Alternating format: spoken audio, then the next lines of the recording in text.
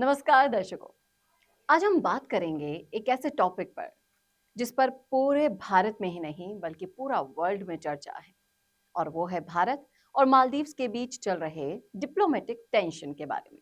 तो चलिए, मैं आपको समझाती हूँ एकदम आसान भाषा में, और उम्मीद करती हूँ कि आप इस मसले को अच्छे से समझ पाएं।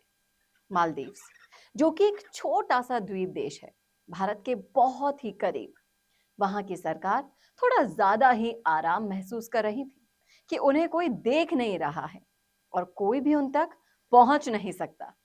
हम्म, लेकिन ये सोच मालदीव्स की सबसे करीबी पड़ोसी यानी कि भारत के लिए नहीं थी।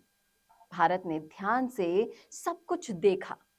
माले के कुछ नेता, जिसमें अभी के प्रेसिडेंट मोहम्मद मोइजू भी शामिल हैं, उन्होंने अपने चुनावी अभियानों को भारत विरोध पर केंद्रित रखा था। उन्होंने गो बैक इंडिया और इंडिया आउट लिखे हुए लाल रंग के टी शर्ट्स तक पहने थे, और ये सब भारत की जनता ने ऑब्जर्व किया था।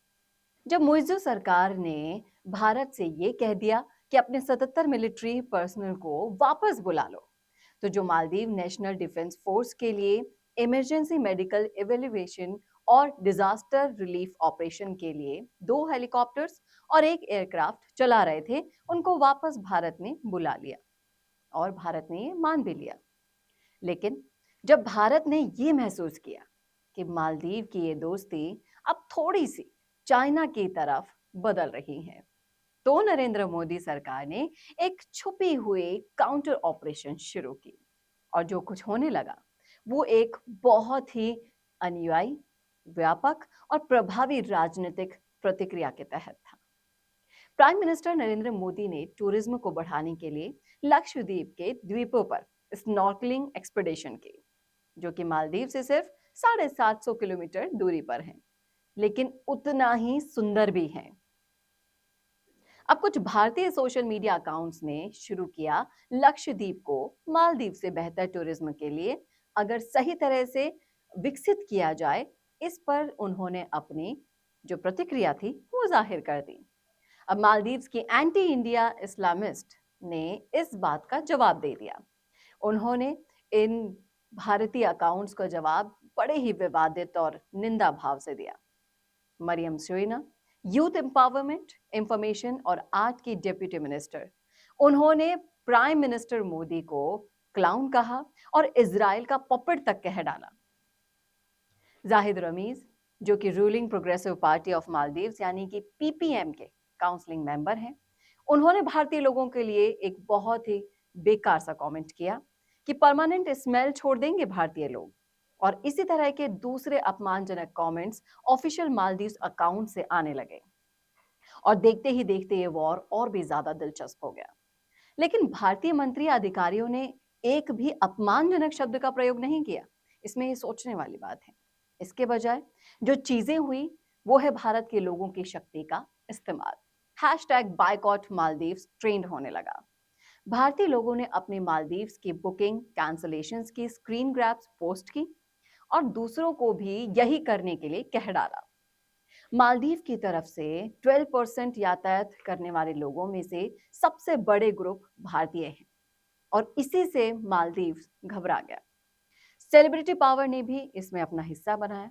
स्पोर्ट्स के महारथी सचिन तेंदुलकर से लेकर महेंद्र सिंह धोनी ने लक्षद्वीप और दूसरे लोकल टूरिस्ट स्पोर्ट्स को प्रमोट करना शुरू किया था, जबकि एक्टर अक्षय कुमार से सलमान खान ने भी मालदीव्स की उदासी को ठुकरा दिया था। इसके अलावा इजी माई ट्रिप, जो कि एक भारतीय ऑनलाइन यात्रा बुकिंग का 8.1% बाजार घेर कर रखती है, मालदीव्स के लिए इन्होंने बुकिंग को सस्पेंड कर दिया। और बड़े प्लेयर्स जैसे कि मेक माई ट्रिप भी शायद इसके फुट स्टेप्स में चला हो। लक्षद्वीप के एडमिनिस्ट्रेटर प्रफुल्ल पटेल ने यह घोषणा की कि भारत सरकार अगत्ती एयरपोर्ट को एक वर्ल्ड क्लास फैसिलिटी में बदलने का इरादा रखती है। और प्राइम मिनिस्टर मोदी ने कावराटी आइलैंड की यात्रा के दौरान 1200 करोड़ रुपए के प्रोजेक्ट्स का वहां पर उद्घाटन भी किया था।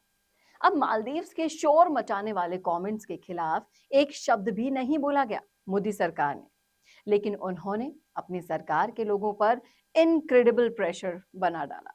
न केवल 1 अरब भारतीयों को बल्कि पूरी दुनिया को मालदीव्स की हॉस्पिटैलिटी की फेलिंग्स, महिलाओं की सुरक्षा में चेतावनी दे दी और इसी के साथ साथ लक्षद्वीप की टूरिज्म की पोटेंशियल में रुचि भी पैदा कर दी। सालों से भारतीयों को देश की प्रतिक्रियाओं के प्रति जागरूक करके मोदी जी ने एक समर्थन और एक अत्यंत शक्तिशाली राजनीतिक उपकरण बनाया है, जनता की शक्ति।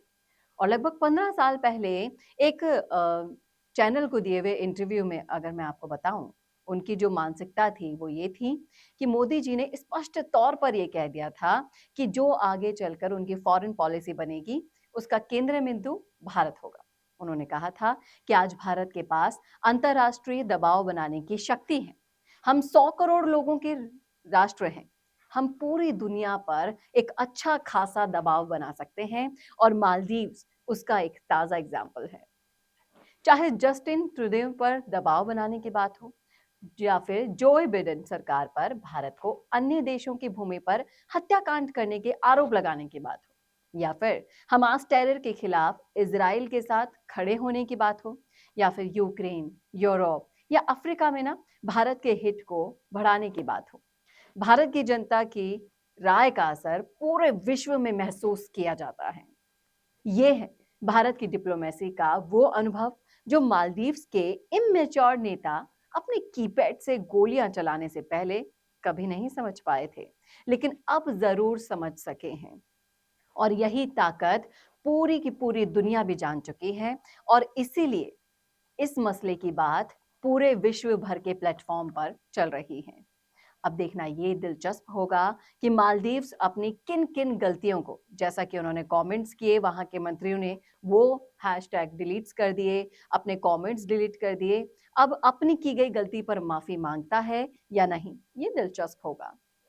तो आए आपको समझ में कि किस तरह से भारत और मालदीव के बीच में जो कुछ भी हुआ वो किस तरह से हुआ, क्या क्या हुआ और इसके क्या प्रभाव हो सकते हैं, ये सब कुछ मैंने आपको इस वीडियो के जरिए समझाने की कोशिश की है। उम्मीद करती हूँ कि आपको ये अच्छे से समझ में आया होगा। अगर हाँ तो कमेंट करके बताइएगा कमेंट बॉक्स में, और इसी तरह से देश और विदेश की सारी खबरों को मैं आसान शब्दों में आपके सामने लाती रहूंगी। उसके लिए देखते रहिए राजस्थान संवाद। नमस्कार। अब आपको मिल सकती है लाइव चैनल में काम करते हुए पत्रकारिता की डिग्री।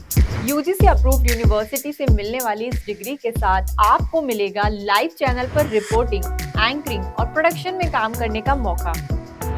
काम करने के साथ सीखना और 70% प्रैक्टिकल और 30% थ्योरी के पैटर्न से सिखाते हुए आपको एक पूरा कोर्स करवाया जाएगा। यही नहीं, यहाँ आपको इंडस्ट्री के हिसाब से ट्रेन करने के लिए आज तक सी न्यूज और कई चैनलों में काम करने वाले लोग लेक्चर्स देंगे।